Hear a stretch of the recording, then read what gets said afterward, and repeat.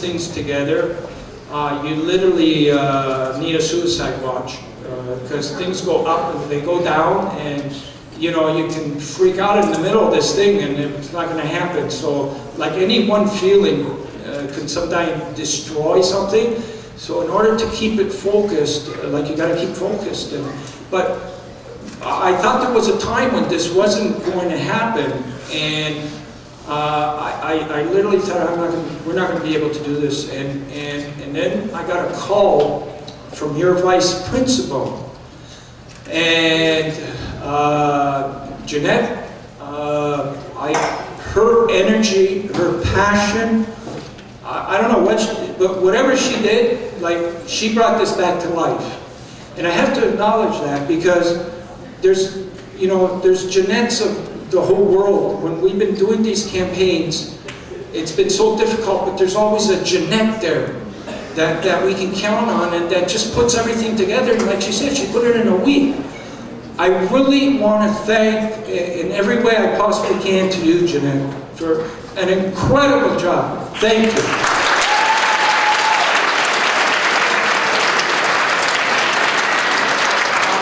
And then, as well, we're making a lot of noise out there today. You know, I think by the time we finish, pretty much everyone in Aurora is going to know about this. And if they don't become organ donors, Fernando's going to go visit them. But in an effort to do this, in an effort to do this safely, because, and I really emphasize on the word safely, we need the support of the police.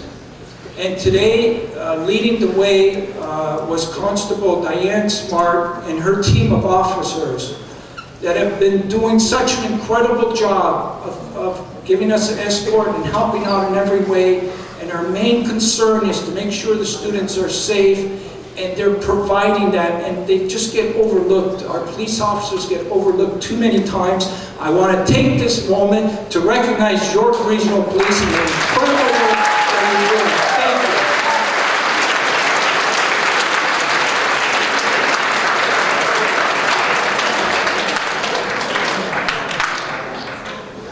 Also, while I'm up here, there's another person here that desperately needs a liver transplant, and his wife is here as well, Carmen and Bert Johnson. We're doing something for them at Aurora Heights, you know, and so can you please stand up, because Bert desperately needs a liver transplant as well. So our prayers are going to be here as well. And so, as a result of everything that we're doing here, we're really going to hope to make Aurora shine and become proud, because you can become the example for thousands of other cities across Canada. What you're doing here today could become an example. You can literally spark that light to everybody else, because if we can turn over even half the population of Canada to become organ donors, nobody needs to die on that waiting list. Nobody.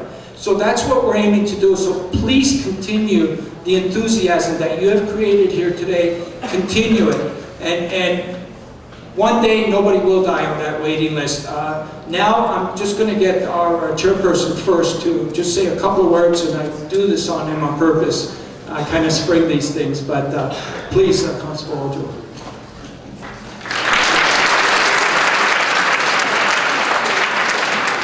Mr. Mayor, it's indeed a pleasure for us to be here in your town.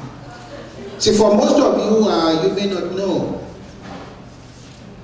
but there's a real problem out there. I have been with Toronto Police as a police officer for 32 years now. And I tell you that one morning, my wife and I, we got up, we packing all our stuff, we want to go to Florida for holidays. At that time, my daughter was 14 years old. And as we were parking the motorhome and everything, she started getting a little bit tired. And I said, why would you be going on holidays? At any rate, we ended up at St. Kitts Hospital. And from that time, we found out that she has kidney problems.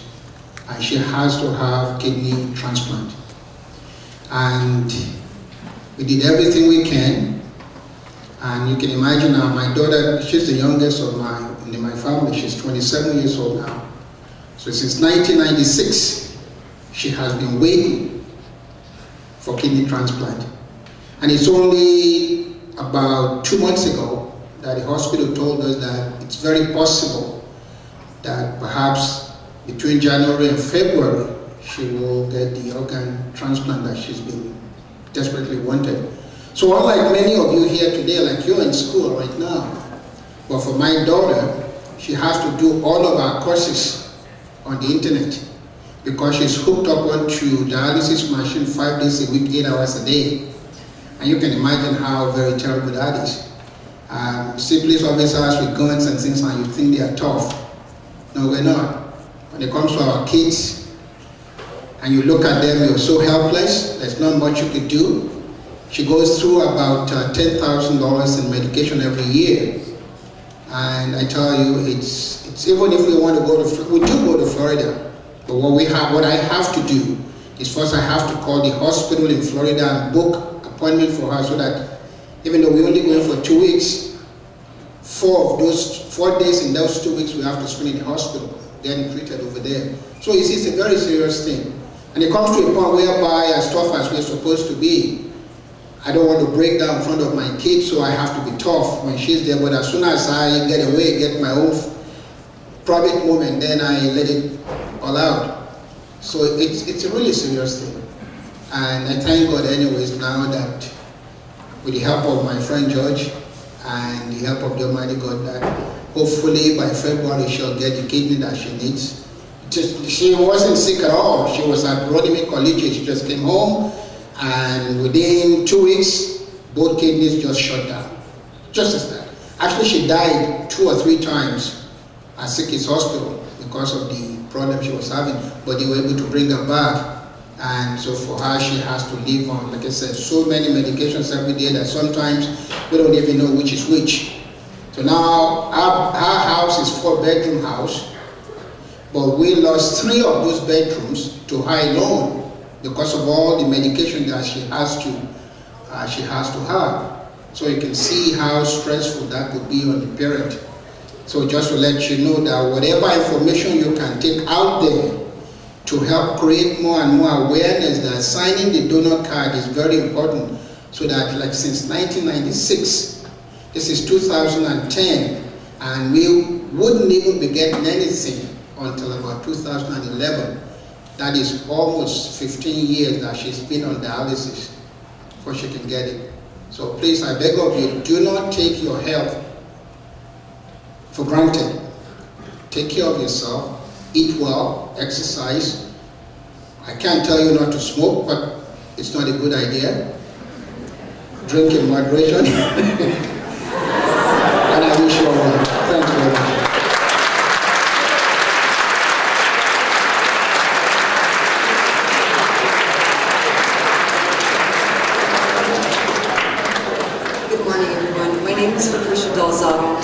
And I am so privileged and proud to be part of the Step by Step organization.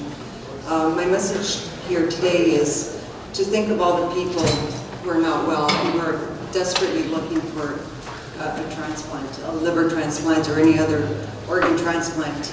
My purpose here is to share, or to start, and we can start with this school as well.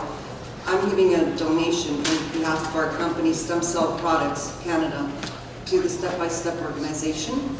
And I was hoping that everyone here would follow suit somehow in a small way to think of that and become leaders and organize to help this cause, because it is a very special, important cause. And George really needs our help, and so does everyone else. So I appreciate it. Thank you. Thank you, Pat. I just want to wrap it up by just thanking a few other people. The Best Western Hotel for putting me up for a couple of days to properly organize everything here, as well as Rogers for providing me with an internet stick that I was able to use. I want to let you know how to become an organ donor. It's really pretty easy. On our website, you can actually download